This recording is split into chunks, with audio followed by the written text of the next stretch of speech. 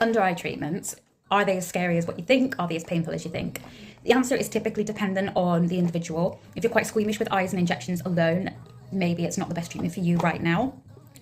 But for generally under eyes, so for crepiness, wrinkling, a bit of discoloration, perhaps even a little bit of puffing, this is the one that you would want to go for. Pain-wise, it's actually not too bad. A lot of the time it's psychological because it's in an area where it's quite a delicate area. So generally people are saying that actually it's not as bad as what they think. It's just, again, the area in which we're treating.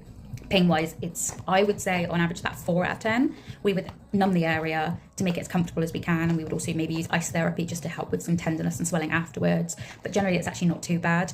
It looks a little bit gnarly when you see it being administered online, but clients, if you ask someone who's actually had an under eye booster, they will say that actually it's not as bad as you think. And I would argue it's actually potentially one of the more comfortable places that you could actually have treated on the face. If you are squeamish about the under eye, or perhaps you're new to aesthetics altogether, then perhaps not starting with the under eye may be the best solution, but it's honestly not too bad.